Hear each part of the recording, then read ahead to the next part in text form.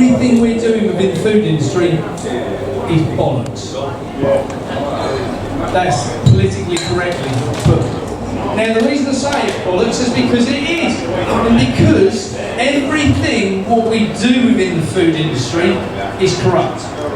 It's no different to the medical profession, the doctors, the newspapers, whatever it might be. The food industry is rife with corruption. So I decided back in January, Gloria and I have been out doing a few talks last year, and sadly this January Uncle Ray, whose farm we were living on and working on and growing veg on, had died suddenly. Had he had an injection? Wow. Did he feel ill the day before or even an hour before? No. But he died. Now, my cousin who's took over the farm, his son, hasn't got the same, how shall we say, zest for life that his dad had.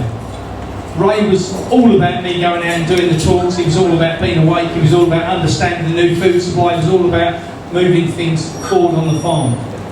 He's gone, new management. We don't really think you should be talking about that stuff, Mark, if you want to live here on the farm. Interesting, I'm not likely to stop talking about it. So I took myself off and I said to Gloria, darling, you know how much you trust me? And she said, yeah. I said, we're going on a tour. We're going to tour the UK and we're going to tell people what's actually going on in the food industry. And one of the things which really shocked me as I started going around the country was the amount of people that had no idea what different things meant in the food industry and how we test for different things in the food industry. I'll give you a classic example. We have a nitrate tester. It's got two little prongs on it. You stick it in a piece of vegetables and it will tell you how much nitrates are in it. And I used to supply veg to one of my friends and he said to me, he said, oh Mark, I'm going to stop having your veg because I'm swapping across to Waitrose organic. And I thought, that sounds posh. I said, can you do us a favour while you're there? Can you get 10 organic items and 10 non-organic items? He said, yeah, sure. So we went around with the nitrate tester, we tested the 20 items. Waitrose organic vegetables, 9 out of 10 failed the nitrate test against the chemically grown vegetables, which were just on their shop shelf otherwise. So how can you have organic veg with more nitrates than you got in normal vegetables? It's easy. Ask yourself who is the biggest supplier to the UK of organic veg. Anyone any ideas? China.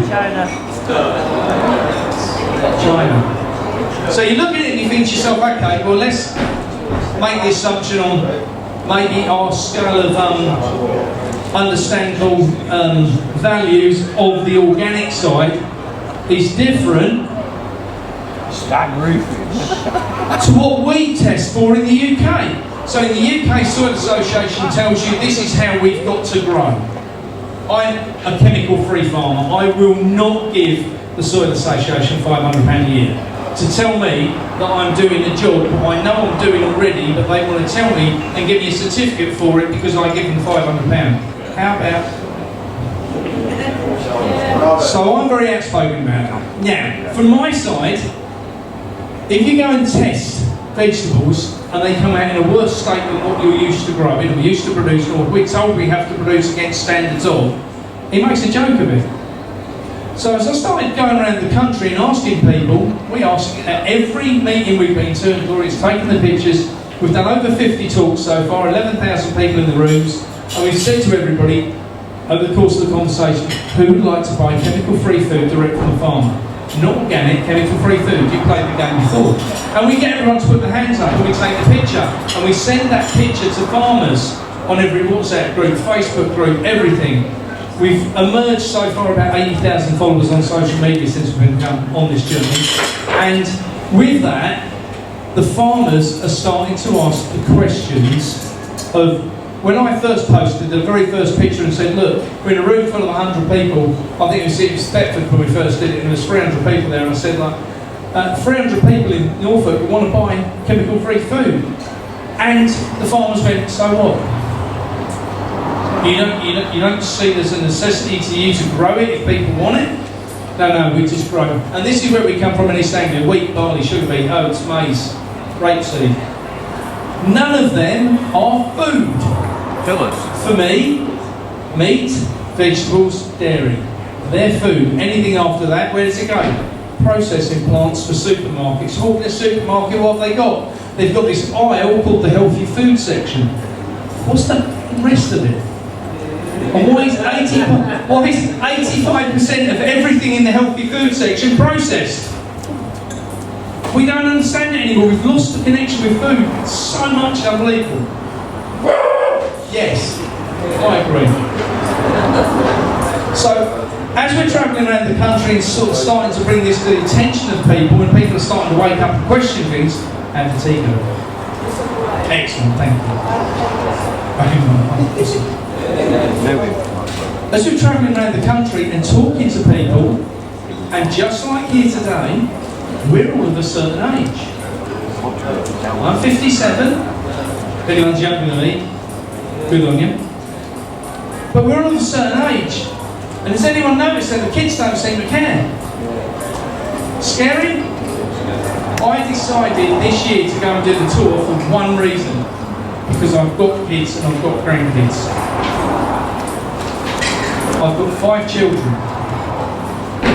And an adopted one. She adopted me, so that's why I don't count her in the 5, right?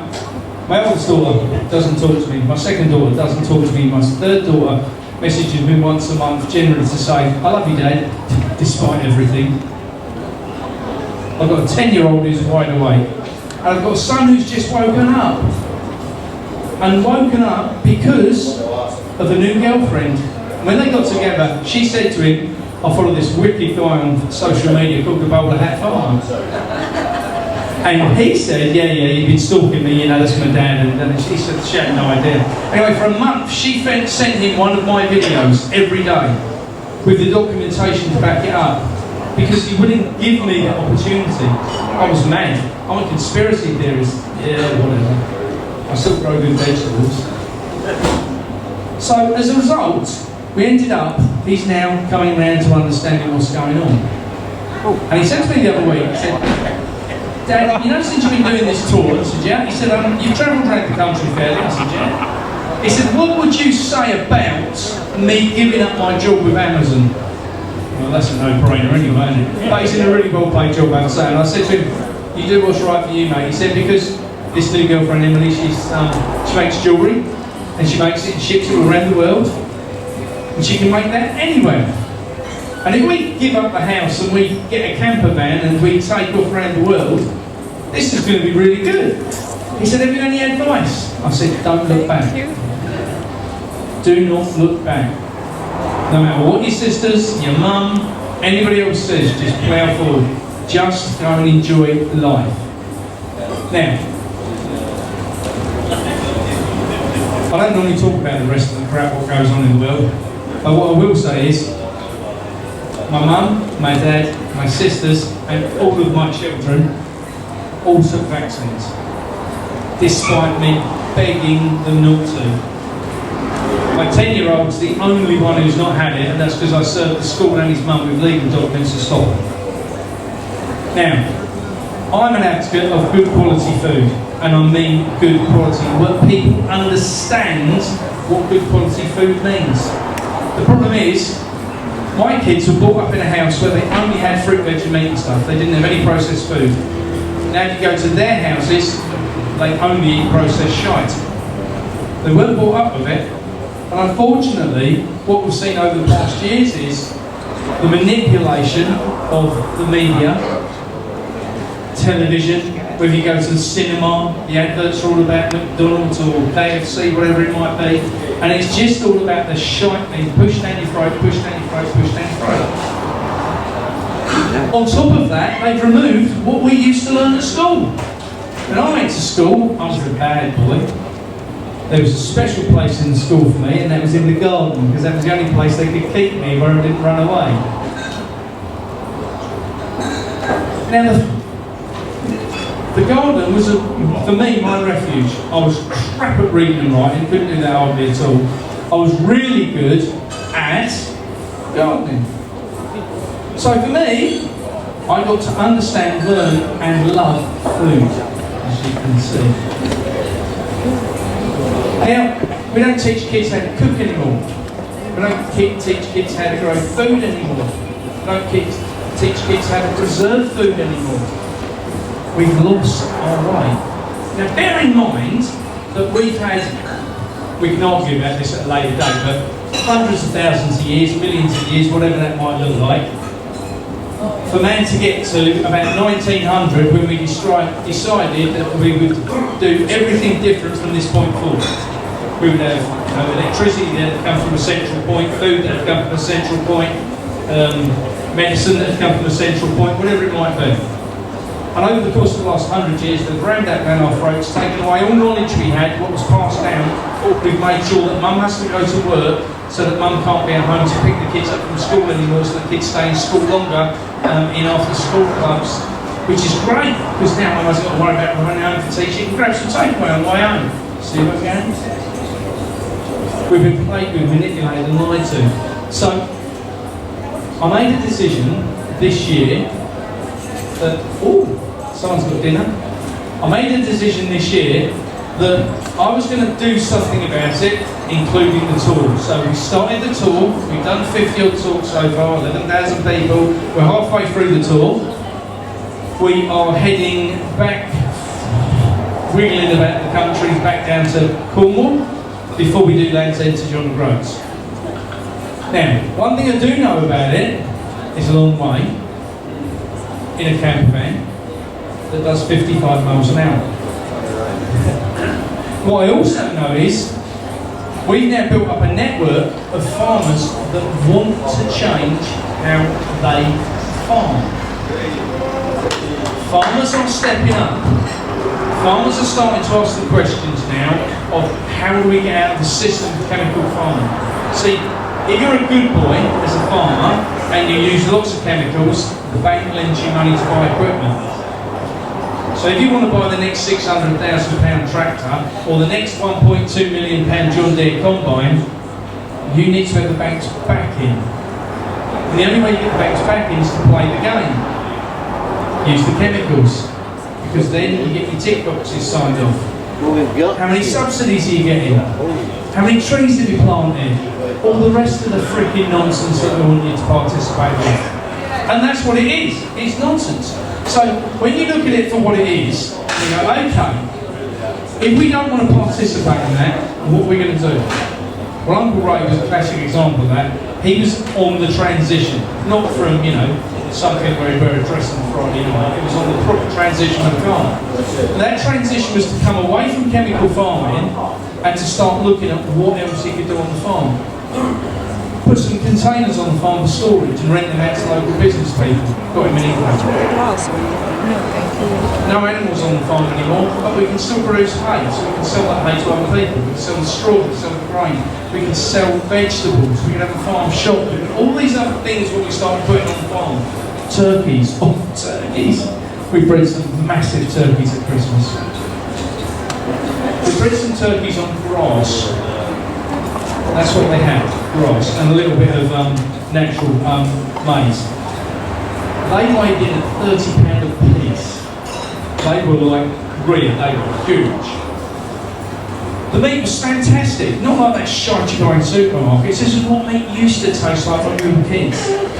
So for us, what we've been doing is going backwards. Let's get that. We've been going backwards to go forwards in farming. And this is one of the challenges we've got to get farmers to understand, is the farms have got bigger and bigger and bigger and bigger. We can't have 100 acres anymore, we'll have 500 acres. That doesn't pay, we need 1,000 acres. That doesn't pay, we need 2,000 acres. It's nonsense. Go back to having 100 acres and grow something you can sell to people. Right, just give you a few facts on things. If you grow wheat earns, after you've paid for the diesel, the seed, the chemicals, the time, the tractor and everything else, it earns £40 a tonne. And you grow 4.2 thereabouts tonne an acre. So you can earn £160 on an acre of land. I can grow vegetables and earn 30 grand an acre. What is it farmers can't understand? I'll tell you what it is, and I hate to say this, and I don't mean this disrespectfully to any farmer out there. They've become freaking lazy. And the problem is, unless they can do it from the cab of a tractor, they ain't interested. Now, I'm a fingertip farmer, so for me, I grow everything on vast depths of 18 inches deep of compost. Really, really soft. Lots of wood chip, lots of manure, lots of compost. And that is nice and rich. I can plant with my fingertips and I can lift with my fingertips. Everything's on ridges, like potato ridges. Don't need a tractor. 1 acre, 30 to 40 grand. And you start looking at that and you go, well, if someone's got 500 acres, how can they be whining they need subsidies? Because they're farming an entire farm to earn the same as I'm earning out of 1 acre. That is a suicide mission, and that's where most farmers in the country now are. Now, what we'll say on that is, as Gloria and I have travelled around the country, we've been invited to go and visit some amazing places. And there's lots of farmers out there who have lost the will to live with how they are producing food, because they don't know how to get out of it. But then you've got the others who have made that change, they've broken out the system. And we've seen some brilliant things. We was up in Newcastle, and it's a shame, so the guys who were there with me have gone earlier. Went to visit a dairy farm up there, Bayleaks farm. It's an organic dairy farm. We've got 1,000 head of cattle they're milking. They produce all their own milk. 5.2 million litres a year they produce, and they don't sell 1 litre to a supermarket. Now, we were with a dairy farmer down in Truro who produces 6 million litres a year, and he said to me, I cannot get out of the chain because I cannot sell that amount of milk to anybody else. And I said, I'm not surprised, that's a lot of milk, isn't it? And then we went to Newcastle, and the guy there is selling almost the same amount of damn milk to the general public, to village shops, to pubs, clubs, restaurants, you name it, he's selling all this stuff. And it's like, right, if one person can do it, and we know about it, let's tell everybody. So as a direct result, we've been going around the country, and we put together a website as well. Some of you know about this. We put together a website called foodfindershub.org. And the Food Finders Hub is about bringing the farmers that are making the transition and want to grow fruit and veg now, and dairy and the meat and everything else, and they're bringing to the table, over here, the public. And we're putting the two together so people can go on there and they can search in their area and say, right, looking for a baker in this area, and there's a baker appears, whether it's the butcher, the baker, or the candlestick maker. See, the problem we've got is that the system's so broken, we cannot repair the system. And I would say that's the same for education, for policing, for medicine, anything. So we've got to come up with a new system. So what we've started doing is we've been going around the country, visiting all these farmers, visiting people that are setting up CICs, charities that are putting together new infrastructure to put together a new food supply chain. See, the problem is that the old food supply chain don't work. Now, at the start of the pandemic, anyone who thinks that the supermarkets ran out of food, you're delusional.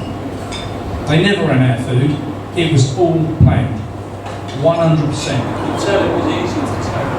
Well, I had a friend who worked for Tesco's at the time as a manager, and he'd ring me and he'd say, Mark, can you do us a favour? He was at a care farm at the time, and he'd ring me and say, can you bring your biggest van down? I said, yeah, no problem, what's the matter? He said, got some stuff to get rid of. So I thought you hadn't got anything. He said, yeah, you let me worry about that. Thank you. Now what they would do is, if they give it to a charity, which we were, they can collect the full retail value against their tax. So they would give me a lorry load of veg, which they might be going to chuck out, but they would claim it at full retail value and go, we've just given away 15 grams worth of fruit and veg. The whole system is shot to bits. So, as we started going around, we started finding more and more farmers, and we put together the website, And lots of people have come out of the woodwork, and lots of people said, how do we change it now? So, I've now put together a CIC, a community interest company, for those who don't know what one of those is. We've put it together, we're now bringing on the directors for that. We advertised on Richard Bove's show the other day saying we were looking for people to get involved and raise funds and yada yada yada. And as a result of that, we've had loads of inquiries. More so, and the biggest thing what impressed me more than anything... Oh, sorry, I'll tell me away.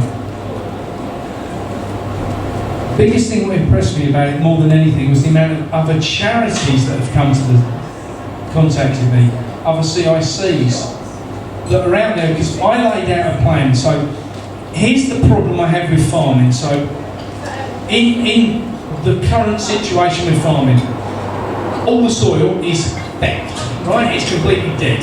So this is what happens.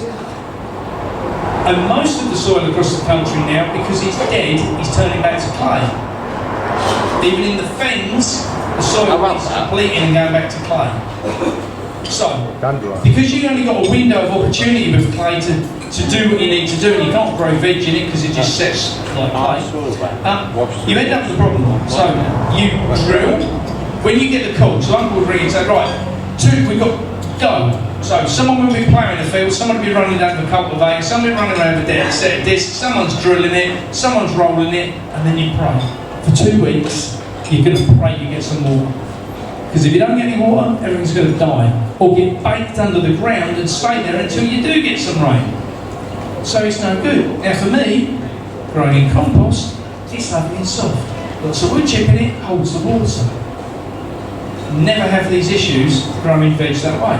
So for me, I've said right from the off, we need to come up with a new food system. And a new food system needs to look like smaller farms, I believe community-based. Those farms, I think that land will come available by big landlords, because big landlords are going, I can't earn any money out of farming. If I'm going to earn £160 a year an acre, what's the point of me doing it? Someone comes along and says, well, hang on, I can earn 30 to 40 grand an acre here, this is probably worth giving him 500 quid. So the farmers are going to start stepping towards the best opportunities. So if you've got the opportunity that you go, right, we've got some land, now we need to add something to that to make it really good quality soil. We must keep freaking chemicals away from it. And I'm not talking about organic, because I don't think organic status goes further enough, I'll tell you now. I know there's a farm in Norfolk just across from where we live, only 20 miles from where we live, and they've got 80 square miles of land. 80 square miles. Lord, I won't say, but one of the lords. Right? They have a 5-acre site on the farm what is deemed as organic from the Soil Association. And you wouldn't believe what they produce, because all the stuff from the rest of the farm ends up in there as well. And they have a separate pack house for that, because it's organic. Remind me of Red Tractor when it's finished. The Soil Association vaccinated, wasn't it? They have to, otherwise they can't get money from the bank. So, if we've got really good quality soil, and I mean really good quality soil, and we grow from heritage, chemical-free, GMO, that's going to be one of the biggest issues in the future, the GMO side of things. GMO seed, and we produce a really good chemical-free, GMO-free piece of vegetables. Here's the challenge in the existing system. How do I prove to you it's worth more? How can I prove to you that it's got more density nutritional value in it? Well, there's never been a way to test it. And then I came across the guy, we were down at Glastonbury doing a talk, Crops Not Shops the other day, and a guy comes out and shows me, like, I said, yeah, sure. He said, I've designed a little gadget. He said, well, you can work in a field. And I said, oh yes, that sounds good. He says, £100. I said, okay. So what's it do? He says, test the nutritional value of food. Oh, talk to me. When I get talking to him, they've been testing this in India, and they've got 1 million farmers trialling a new food system. So the new food systems, and what they're trialling looks like this. They've grown really good soil, grown nice quality veg, test the nutritional value, give it to people who have been on medication, and work out how much less medication they need over the next 5 years. You can imagine the pharmaceutical companies are going to love this. But they've been testing it, and the Indian government's paid for 1 million farmers to do this to prove it works. They're desperate to get this on the natural. So I said to this guy, I said, this is great. So this is the bit what we've had missing out of the food supply chain to be able to test. Now, as we roll forward and you start producing really good quality veg made from good seeds, good compost, comes right through, good water, not that shit they pump, what comes down from there, because that's all contaminated. And most farms now are going onto boreholes, and you'll hear a lot about nitrate runoff on farms. Well, they'll always tell you about that, because the biggest polluter of nitrates is your water companies. That's who it's coming from. It's not coming from the farmers, be assured. You get nitrate runoff when you put too much nitrate on the ground, too much nitrogen. Who in their right mind, when it's £800 a tonne, is going to put more than they need on there? It makes no sense. Makes no sense at all. So, if you've then got a really nice quality veg, and you can prove to someone what it's worth, we then need a system to distribute it to the people. Because the supermarket system doesn't work. In any way, shape or form, it doesn't work. Now, if you're in the position that you've got, and I know there's loads of these across the country, veg box schemes, farm shops, you know, farm gate sales, whatever it might look like. As we've travelled around the country, and I'm the first one to say, you try and find a farm shop on a motorway. We travel miles to get raw milk, and I mean miles. We left Somerset the other day. I drove all the way to Swindon rather than go back to my parents' house because I wanted to take my mum a 4-pint of milk. I don't care how far I have to drive to get good quality food, and my parents can't understand it, and that really shocks me. I understand it for my kids, but my mum said to me, we'd been to the butcher's the other day and spent about £80 at the butcher's, got some burgers, things like that. It was my nephew's birthday party, having a barbecue. I got some really nice bacon, really nice burgers and sausages. And I know the butcher, they produce their own pork, I know what it doesn't have in it, which is why I like to go there. And my mum said to me, someone who brought me up on good quality food, to really understand good quality food, and she said to me, why the hell do you want to spend all that on that? I could have got it for half that price at Tesco's. Yes, Mum, you could, but does that not go slightly against what I believe in, and does it not go against what I'm touring about the country, Mum, to talk about? And you're a prime example of the bullshit what people believe. Do you honestly think that's quality for quality? So anyway, when she came the next morning to do the bacon for breakfast, she said to me, well, I've got to be honest, she said, that is nice bacon. I said, what was nice about it? She said, well, there was no water in it to start with. I said, so there was no water, there was no extra salt, there was no additives, there was no bullshit, no chemicals pumped into it. And she had to accept it. And she said, it tasted just like bacon used to when we were kids. And then she had the milk, and she said to me, milk's lovely, isn't it? I said, have you tried the butter, Mum? Butter's lovely, isn't it? Yes, Mum. But that's what I'm arguing about.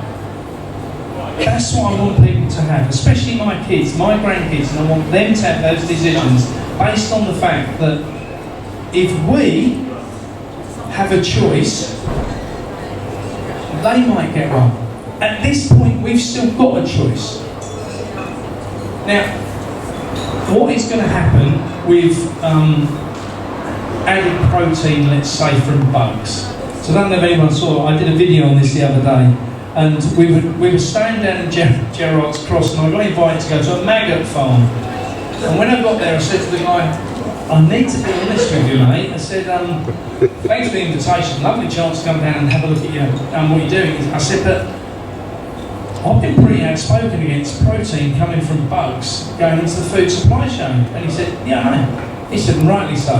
He said, let me tell you two things. He said, one, what people do not understand is there's a 99-year ban from DEFRA on protein coming from these flies. excellent news. Tell me the second good thing. He said, well, the other thing is, what you've got to understand is, when we got, and they had about £2 million worth of funding to work this out, that when they started producing the flies that made the larvae that they were going to use for the protein, they realised that for every £1 in money they produced in protein, they produced £10 in value in compost. So now what's the value of what bit? So they now let these little critter things, look like little wormy things, they let them get to just the point before they hatch, and then they cook them and grind them up. And they add that to the compost. And that's it's actually a fertiliser. I've waited all day to even speak, I just got to go, it's so late, I've got work to do, so my apologies. Let me tell you why it's a good thing. Cheers. And again, I'm someone who wants to know the facts. I'm someone who digs and digs and digs. I was there for 4 hours doing a 30-minute video, and after 4 hours I still hadn't done the interview, but my God, did I brew it. So, with the protein, or with the bugs ground up, they give a thing called chitin, whichever you pronounce it as locally. And the chitin is really good for plants for 2 reasons. One, if you grind up these bugs and you put the fertiliser around your plants, it's natural. Stuff grows like hell when it's new. You've got to try the stuff, it's fantastic. And the chitin, as it gets into the plants, the plant absorbs it. If you've got, imagine that is a leaf. And an aphid comes along and goes crunch, crunch, crunch, crunch, crunch, and it's eating it, and you've got holes all over your fruit and veg. Right? Chitin makes it a lot denser, a lot thicker, and gives it this beautiful waxy surface. Now it comes along, you've got something this size, and it can't bite it. So you end up with a better quality vegetable, and the chitin value is higher. The chitin, as a natural substance in it, has no harm on us. It's a brilliant, brilliant system, I've got to say. And I dug into it, and I've done the research, and I've been through it with different people now. And that's just one thing we've seen as we've travelled the country. And as we've travelled the country, we've seen hundreds of different things. The dairy farm up in Newcastle, so yes, they produce their own milk, butter, cheese and all the obvious things from dairy. Then they've got the meat side, they've got some pigs, some sheep on the farm. They're now put into, they've got a big butchery section. You can go there and buy raw milk on the farm, you can get your butchery section. They've got the an organic fruit and veg section going in. They now put a biomass burner in to turn the sludge and the sewage from the cows into electricity, which they're now producing more than they need for the farm, so they're now starting to produce for the villages around them as well. There's so much going on, positive stuff. We went down, we was in Gerrard's Cross, we was down there visiting a company called Organity, and they've got a brilliant system. They're all about the community. They're more worried about the community side of their vegetable sales than they are about the vegetable sales. It's beautiful. There's loads of systems out there that working slightly different. Organity's works on the fact that you go to the website, you buy your veg, and it's delivered to a central point. Let's say your local village hall. 20 of you in a village order. It rocks up at the village hall. You all go there, sit down, have a cup of tea, slice of cake, talk about things. Put back community value. Brilliant little system.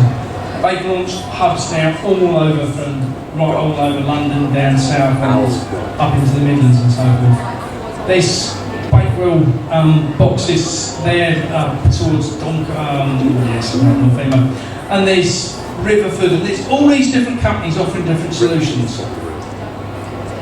One of the best ones I've come across is definitely the Good Food Project, and I do say that because they've been brilliant with us. When I very, very first said about going on the tour, they rang me the next day and said, Mark, if you get on this tour, how are you going to feed yourselves? So I hadn't really thought about that. I haven't thought about how we're going to get paid. Haven't thought about the fact that we don't have a vehicle. Haven't thought about anything really, apart from just starting to book some dates all over the company. I just worked the rest out. And Jane rang me and she said, if we give you £1,200 voucher, fruit and veg. All you've got to do is place your order on the website and it'll rock up wherever you are. Beautiful. And I said to Jane yesterday, I said, Jane, why did you do that? She said, Mark, you've got to understand. She said, yes, we offer a solution. Organic offer solutions. Farms offer solutions. If nobody knows about them, they ain't a lot good.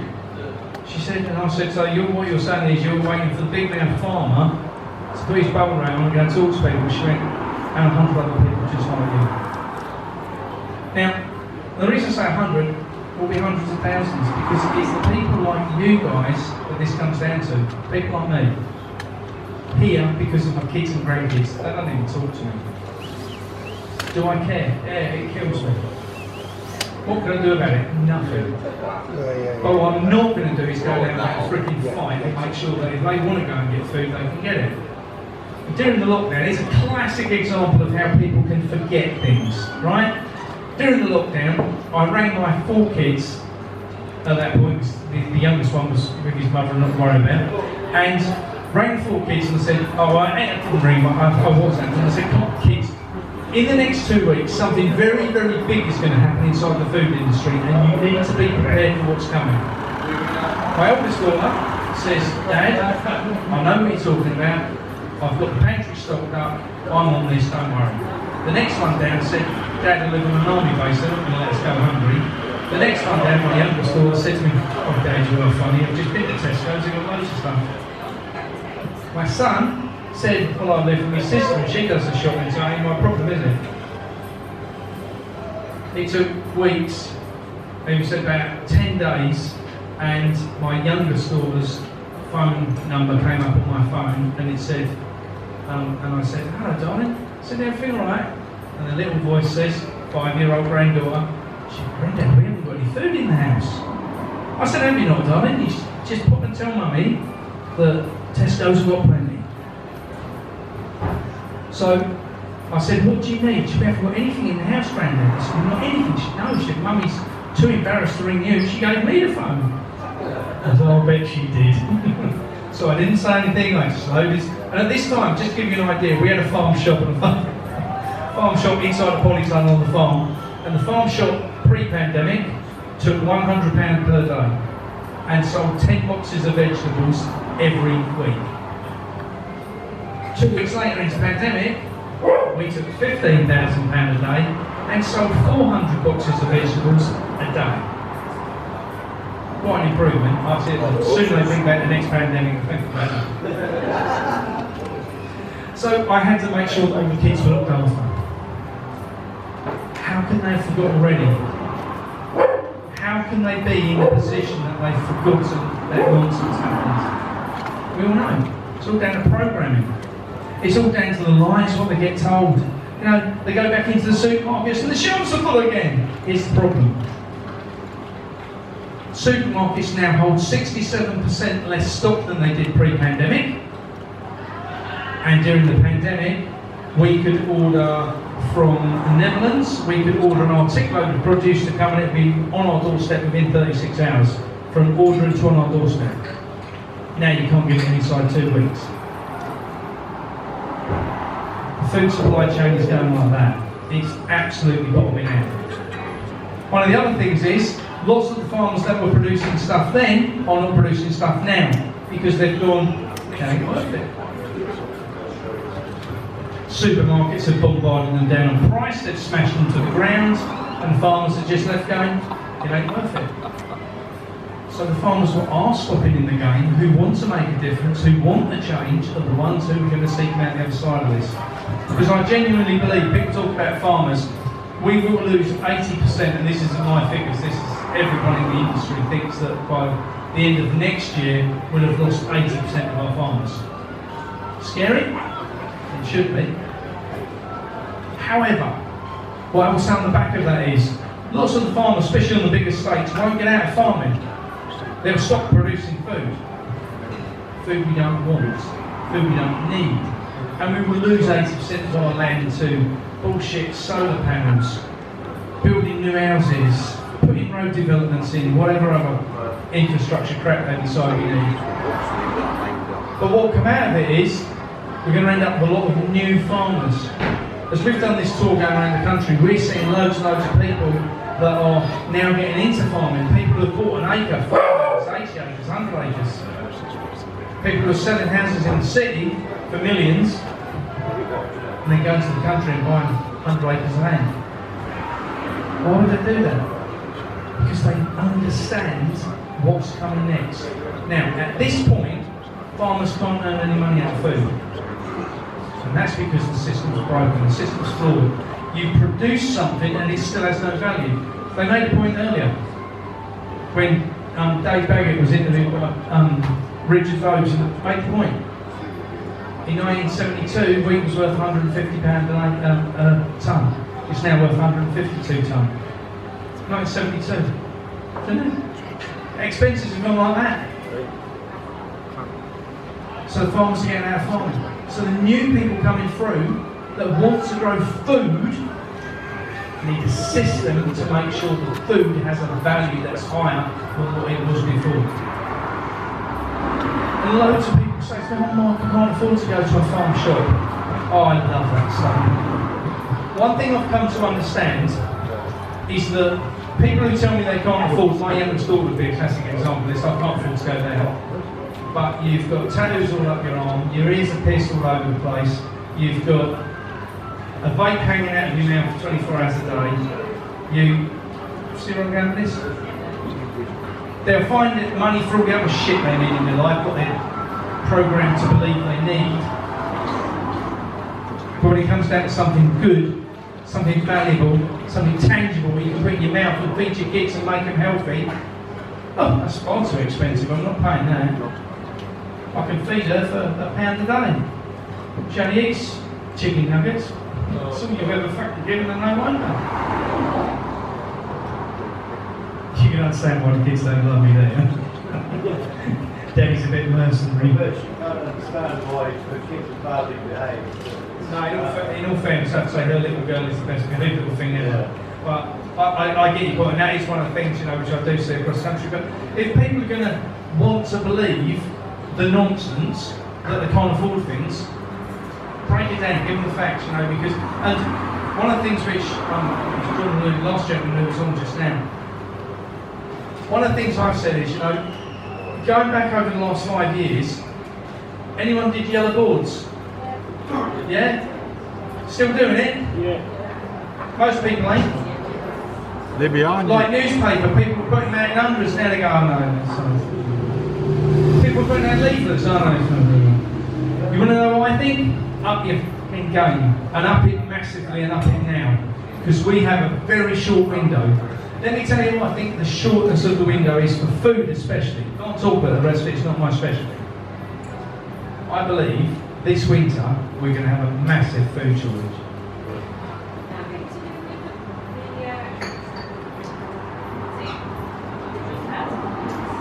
I think it's going to be several combinations.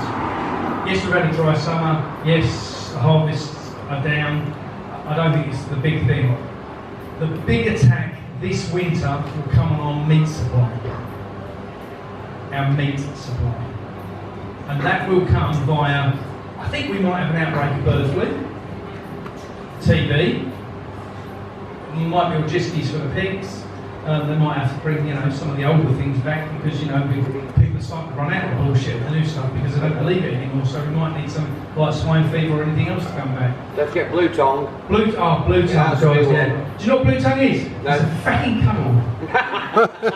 It's the same as COVID-19. It's a cold and people get over it and so do cows. Well, what do we do? Oh, I'll tell you what we better do. We better put them all down. You can't move them. Go on a farmer's farm. Put all the animals down. That's what's going to happen this winter. The other thing what I think is going to happen this winter, and I had a lengthy conversation with, does anyone know Graham Steele, who talks about the 5G side of things?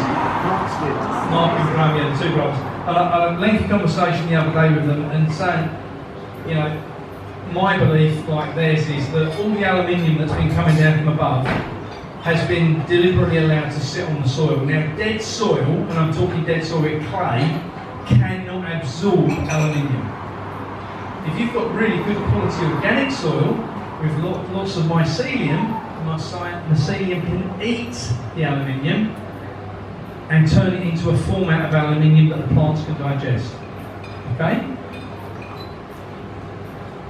So I said to Mark and Graham, would I be right to understand when they turn, because I don't know if anyone's got a mobile phone, but lots of people have been getting mobile phone messages from Tesco's and that saying 3G is getting turned off. I don't know if anyone's seen the messages yet. Lots of people have been getting them.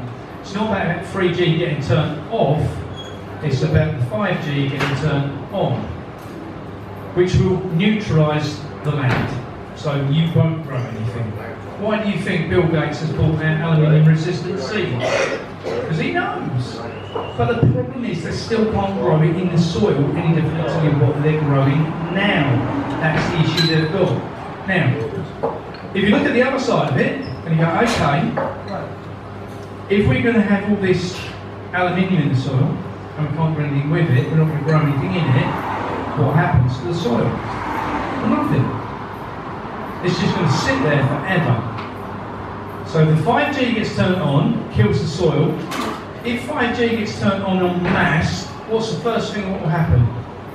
Everyone will get a good dose of radiation poisoning. What's the symptoms of radiation poisoning? Fever, sickness, cough. Sound like anything else you know? And then they'll turn around and they'll say, we've got another pandemic.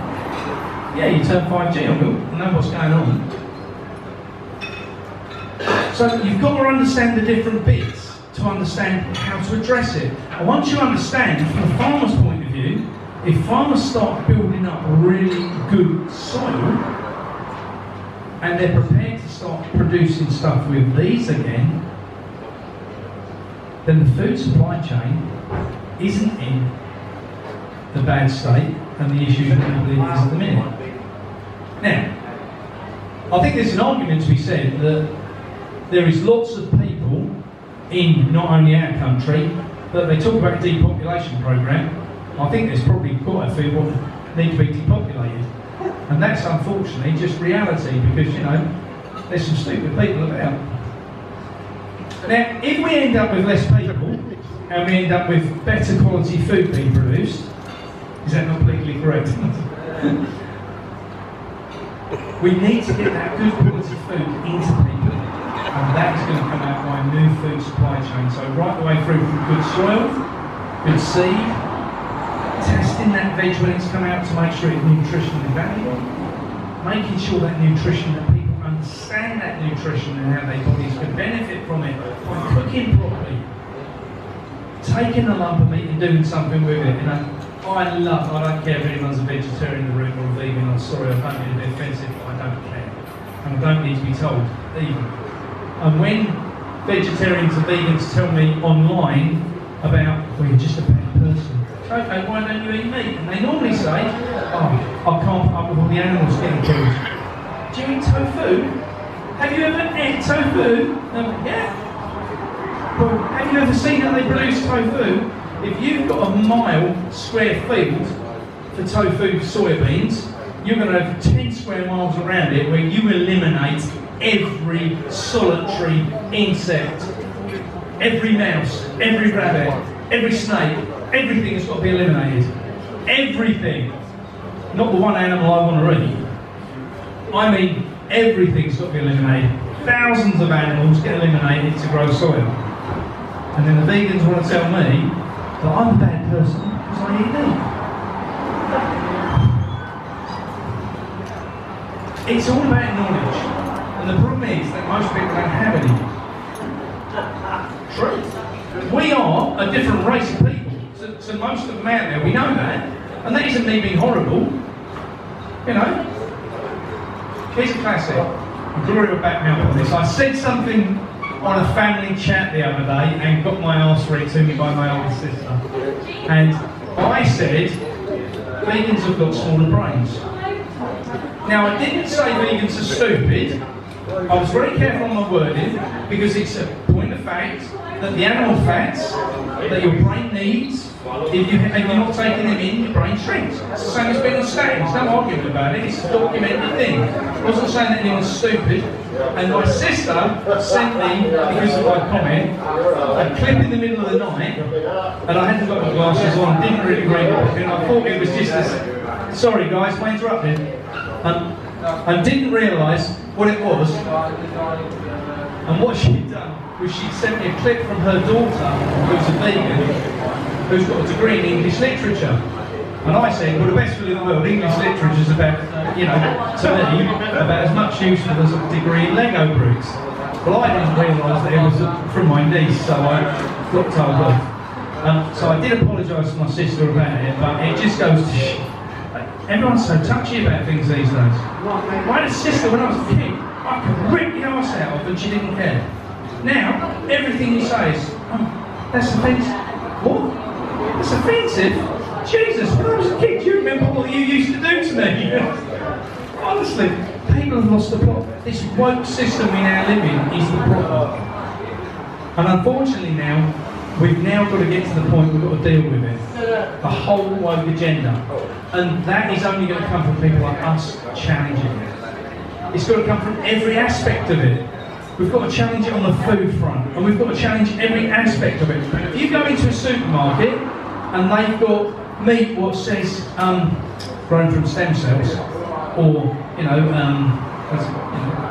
was some the other day which one of the supermarkets, I can't remember which one it was, which was I can't remember, but basically it was human meat. That because it's come from human stem cells, right? So I don't know about you, but I don't really fancy it. That to me is about, they're on my list of things that I want to class as a priority. So how do we address this? Well, I'll tell you what I think people will start doing, and I don't think this is a bad idea, just so we're clear. Be like me saying vegans got small brains, bad idea, right? It'll work with me here. There's a group of people up in Lancashire, and every Saturday morning, 30 of them go into the supermarket, trolley, and they load the trolleys up of all the stuff what they don't think the supermarket should sell, and they leave them in the aisles for the supermarkets to deal with. I think that's terrible. I'll tell you another terrible thing which you've got no relevance to know, but just in case you do ever need to know it, that solar panels on fields, right, is a very bad idea. But they're wired in sixes, so if you break one, 6 don't work. I mean, why is anyone ever going to need to know that? So there's lots of things I think that we are going to have to do in the future to address the balance of where we are. And I think, unfortunately, whether we like it or not, we are the last defence for our kids and grandkids. And I mean that 100%. We are the last defence. And if we are not prepared to take the bull by the horns, they're fucked. That's the point of fact. They've got no way out of this because they don't know anything's wrong. They see normality in the fact that food's produced in the factory. So guys, it's on us. It's down to us to make a difference. So I'm going to go home because it's on time. Thank you, boys and girls.